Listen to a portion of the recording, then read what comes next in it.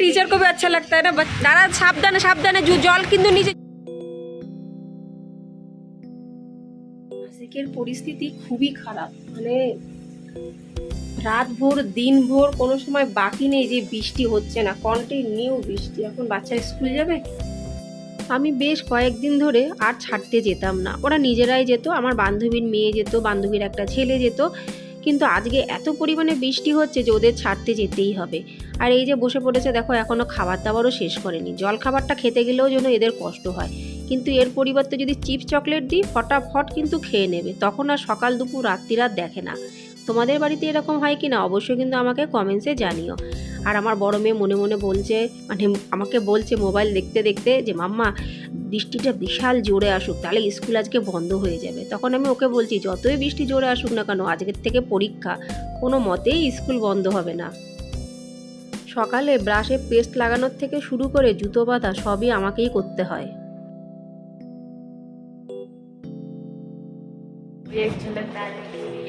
एक झलक पूरा अंधेरा। अरे फोन नहीं उठा रहे सर, फोन नहीं उठा रहे। সবাই দেখো সোয়েটার পরে যাচ্ছে, কিন্তু দেখতে পাচ্ছ প্রচন্ড ঠান্ডা হাওয়া হচ্ছে।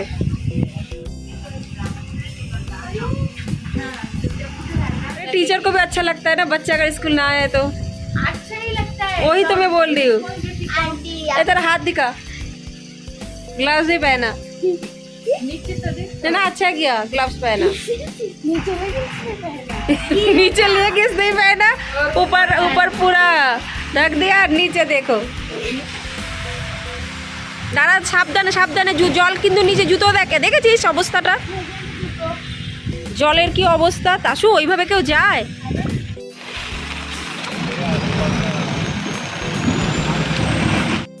ওরে বাবা গো, একে তো বৃষ্টি, তারপরে ঠান্ডা।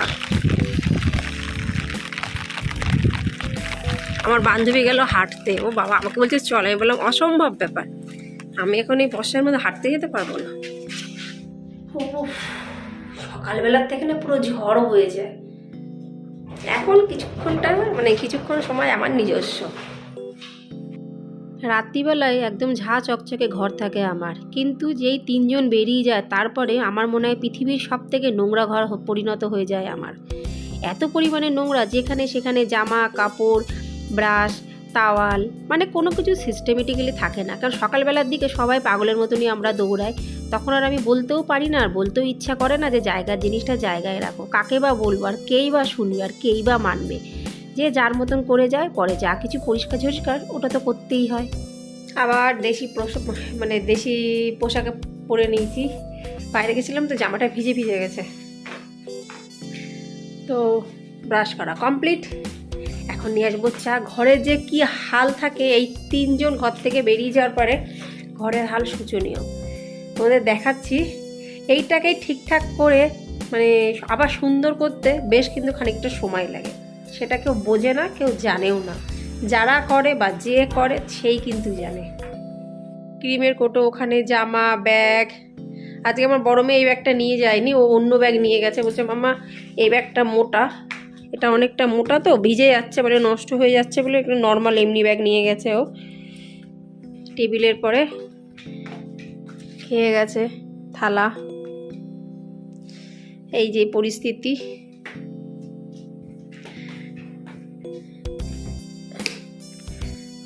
দেখো রান্নাঘরের পরিস্থিতি। আমার চা হচ্ছে, আজকে বানিয়েছিলাম এই দাঁড়াও, এই যে ফুলকপি আলু শুকনো তরকারি, রুটি। তাই এখন আমি সবার আগে চা খাবো। আমার চা পুরো হয়ে কমপ্লিট, সবার আগে চা খাবো, তারপরে অন্য কথা। আকাশ পুরো কালো, ঘরে কতগুলো লাইট জ্বালিয়েছি তাও পরিষ্কার পুরো লাইট কিন্তু আসছে না, আর আকাশ এত কালো। চা নিয়ে আসি, মাথা আসায়নি, পরে আসরাবো আরামসে, কোনো অসুবিধা নেই। সবার আগে গরম জল, উষ্ণ জল। এই বর্ষার মধ্যে খিচুড়ি খেতে কি ভালো লাগে। গোবিন্দভোগ চালেরই তো খিচুড়ি হয় তাই না, না আতপ চালে, যাই হোক, কিন্তু আমার খিচুড়ি করার জো নেই। মেয়েরা যখন স্কুল থেকে আসবে তখন খিচুড়ি হয়ে যাবে ঠান্ডা, তো ঠান্ডা খিচুড়ি তো ভালো লাগবে না, গরমে তাও দিলে একটু অর্ধেক খাবে, ছোটটা তো না খেয়ে থাকবে তাও ভালো, খিচুড়িও খাবে না। বলে কেন তুমি ডাল ভাত করতে পারতে, তুমি খিচুড়ি কেন করেছো?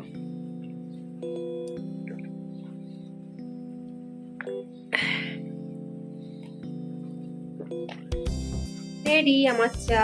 দেখো সব ভাঙা ভাঙা বিস্কুট নিয়েছি এতে, শুধু গুড ডে বিস্কুটটা গোটা আর দুটো টুকরো ভাঙা বিস্কুট। ভাঙা বিস্কুটগুলো অনেকটা রয়ে গেছে, সেগুলো ফেলবো? একদমই না। বাইরে বৃষ্টি, সাথে গরম গরম চা, আর কি চাই? সকাল সকাল এই যথেষ্ট।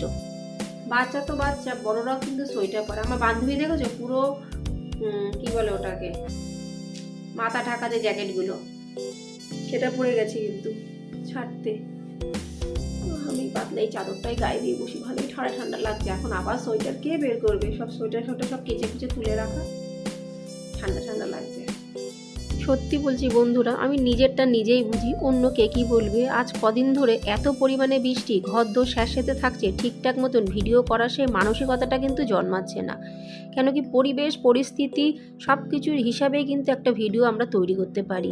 স্যাঁতসেঁতে ঘর, মন মানসিকতা ভালো লাগছে না। এদিকে আমার মায়ের পায়ের ব্যথা প্রচণ্ড পরিমাণে, যে মানুষ হেঁটে চলে সব কিছু করতো সেই মানুষ আজকে বিছানাতে, বুঝতেই পারছো, সব কিছু তো এখানে বলা যায় না। আমার কর্তামশায়ের কোমরের হাল খুবই খারাপ, প্রতিদিন গিয়ে ফিজিওথেরাপি করতে হচ্ছে। সেই পরিস্থিতিতে কিন্তু আমি প্রতিদিন ছোট হোক যাই হোক ভিডিও কিন্তু আমি ছাড়ছি।